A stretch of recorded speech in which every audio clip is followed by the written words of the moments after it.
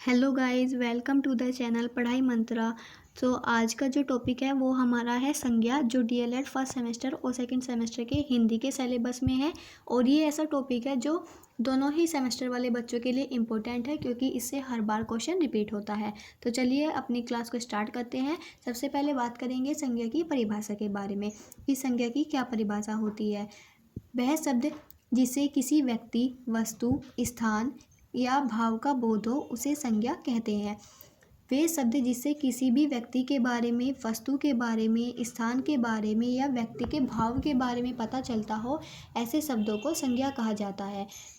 जैसे उदाहरण के तौर पर किसी व्यक्ति का नाम हो गया राम, श्याम, मीरा, गीता। वस्तु हो गई कुर्सी, मेज, पेंसिल, फ्रिज। स्थान हो गया भारत, दिल्ली, आगरा, मुंबई, कोलकाता। या फिर भाव जैसे क्रोध, प्रेम, स्नेह, दुख, भय। ये सब क्या है? ये भाव के अंतर्गत आते हैं। तो इन सब का बोध कराने वाले शब्दों को क्या कहा जाता है? संज्ञा कहा जाता है। ठीक है। तो वे शब्द, संज्ञा वह शब्द होते हैं जिससे किसी भी व्यक्ति, वस्तु, स्थान या भाव का बोध होता है या पता चलता है। आई होप कि आपको ये डेफिनेशन क्लियर है। अब बात करते हैं संज्ञा के भेद। संज्ञा के मुख्यतः 5 भेद होते हैं: जातिवाचक संज्ञा, व्यक्तिवाचक संज्ञा, भाववाचक संज्ञा, समूहवाचक संज्ञा और द्रव्यवाचक संज्ञा।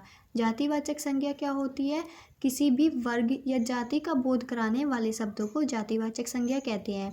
मतलब जाति के नाम को जातिवाचक संज्ञा कहा जाता है। इसके अंदर जाति का नाम आता है कि लड़का है, लड़की है, गांव हो गया, ये सब क्या है? ये जातिवाचक संज्ञा है। व्यक्तिवाचक संज्ञा किसी विशिष्ट या फिर निश्चित व्यक्ति, स्थान के नाम इसके अंतर्गत आते हैं। ठीक है। जैसे कि राम, गंगा, भारत, कोलकाता, दिल्ली। ये क्या है? ये निश्चित व्यक्ति, स्थान के नाम है, तो ये व्यक्तिवाचक संज्ञा में आएंगे। भाववाचक संज्ञा, भाव या गुण को बताने वाले शब्दों को भाववाचक संज्ञा कहते हैं। जैसे गुण हो गए ईमानदार, और भाव जैसे खुशी, दुख, हर्ष, स्नेह, प्रेम, भय, क्रोध। इन सब को बताने वाले शब्दों को भाववाचक संज्ञा कहा जाता है। समूहवाचक संज्ञा में समूह या झुंड के नाम को समूहवाचक संज्ञा कहा जाता है। जैसे टोली, कक्षा, झुंड, गुलदस्ता। ये सब क्या है? ये समूहवाचक संज्ञा के अंतर्गत आते हैं। द्रव्यवाचक संज्ञा क्या होती है? द्रव्यवाचक संज्ञा में जो अवस्थाएं होती हैं किसी भी पदार्थ की, जैसे ठोस, द्रव, गैस, इनको बताने वाले शब्दों को द्रव्यवाचक संज्ञा के अंतर्गत देखा जाता है। आई होप कि आपको संज्ञा के भेद क्लियर है। अभी मैंने सिर्फ आपको एग्जाम्पल दिए हैं, आगे मैं आपको इनकी परिभाषा भी बताऊंगी कि कैसे हम परिभाषा के साथ में इनको लिख सकते हैं। तो चलिए देख लेते हैं संज्ञा के भेदों की परिभाषा। जातिवाचक संज्ञा किसे कहते हैं? जो शब्द एक जाति या वर्ग के सभी व्यक्तियों, वस्तुओं या स्थानों के लिए प्रयुक्त किया जाता है, वह जातिवाचक संज्ञा कहलाता है। जैसे लड़का, लड़की, फल और पशु। तो जो शब्द एक जाति या वर्ग के सभी व्यक्तियों के बारे में संकेत करता है या उन शब्द से किसी एक व्यक्ति या वस्तु की जाति का पता चलता है, उसे हम जातिवाचक संज्ञा कहते हैं। जैसे लड़का हो गया, ये क्या है? ये मेल है। ठीक है। हम देखेंगे कि राम क्या है?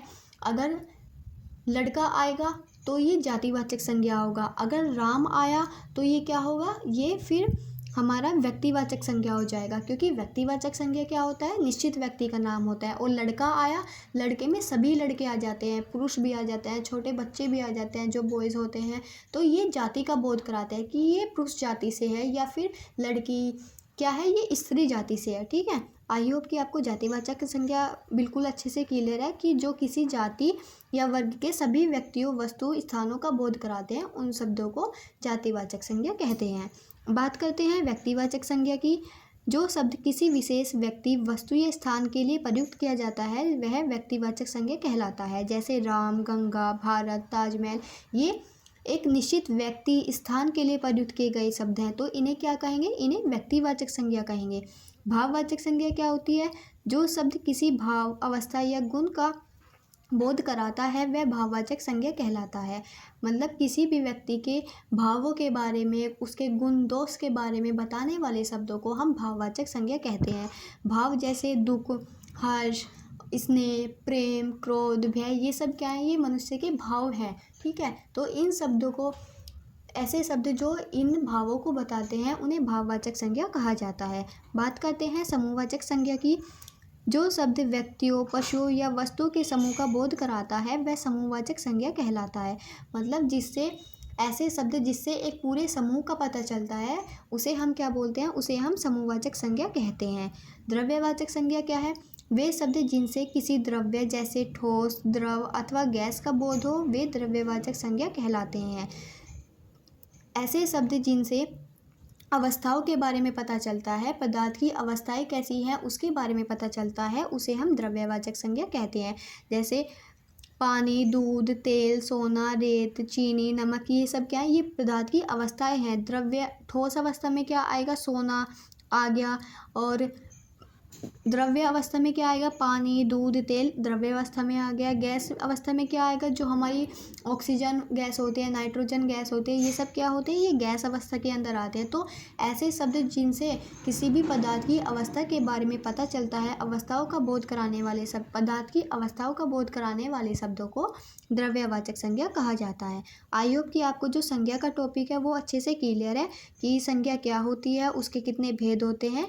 तो गाइज़, अगर आपको वीडियो अच्छी लगी हो तो आप प्लीज़ मेरे चैनल को लाइक, शेयर और सब्सक्राइब कर दीजिएगा, और वीडियो में नीचे कमेंट भी कर दीजिएगा, क्योंकि कल हम अपना सर्वनाम वाला टॉपिक कंप्लीट करेंगे। ठीक है, ओके गाइज़, थैंक यू।